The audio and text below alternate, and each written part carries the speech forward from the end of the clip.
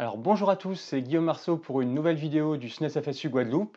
Et donc on vous souhaite bien évidemment une bonne rentrée pour cette deuxième saison sur notre chaîne YouTube du SNES Guadeloupe. Et donc on espère bien évidemment qu'elle s'est passée dans les meilleures conditions, que votre emploi du temps vous convient et que vous allez pouvoir enseigner dans les meilleures conditions. Malheureusement, les premiers retours qu'on a, c'est que contrairement à ce qu'avait affiché le recteur dès le mois de mars, eh bien, il a dû réouvrir un certain nombre de divisions très importants durant l'été parce que les effectifs, comme le SNES FSU l'avait dit, comme les collègues en grève l'avaient dit aussi, eh bien, ils ont été largement sous-estimés. C'est comme ça qu'au collège de Bouillante, eh bien, on a créé une division de 6e et une division de 3e. Au collège Saint-John-Perse, au mois de juillet, on a créé une division de 6e.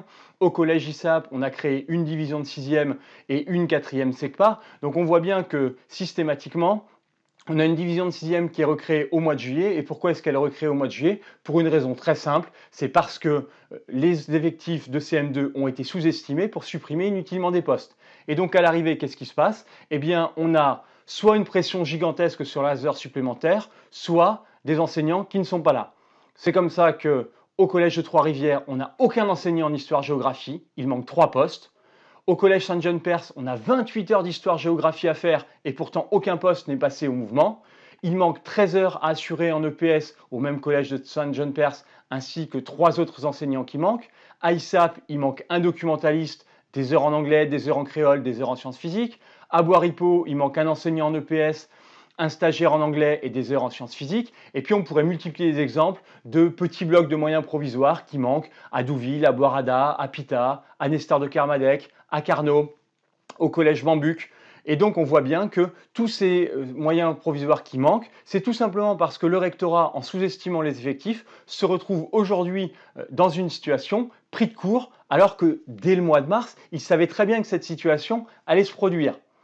Et donc, ce qu'on dénonce aujourd'hui, eh bien, ce sont les pressions qui sont exercées sur les collègues, et en particulier les collègues TZR ou en complément de service, pour accepter des heures supplémentaires à gogo qui vont dégrader leurs conditions de travail et qui vont dégrader les conditions de travail des élèves, alors que si on avait prévu les effectifs, on aurait pu créer des postes, maintenir des collègues qu'on a envoyés en métropole, et donc à l'arrivée, on se trouve dans une situation où on a des collègues de Guadeloupe qui sont partis dans d'autres académies, alors qu'on aurait pu les garder dans l'académie pour améliorer les conditions d'enseignement des élèves.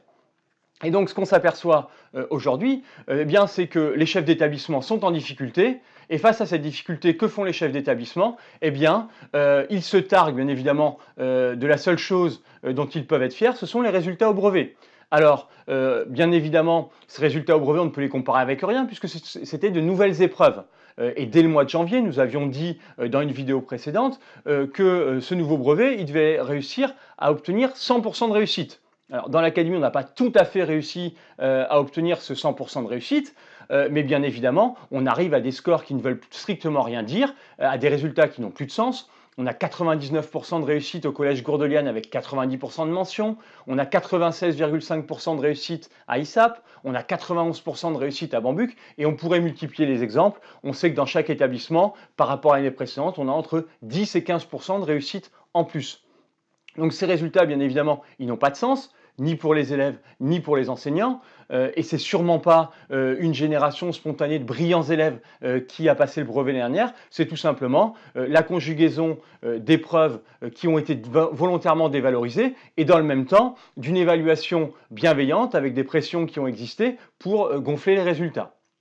Donc nous, ce qu'on dit au SNES FSU pour cette rentrée, c'est bien évidemment qu'on doit refuser la dégradation des conditions de travail tant des enseignants que des élèves, qu'on doit se battre pour maintenir une ambition pour tous, qu'il faut se battre pour améliorer les conditions de travail au quotidien, c'est-à-dire demander partout climatisation et ventilation dans toutes les salles de classe, et puis bien évidemment se maintenir globalement pour une éducation de qualité.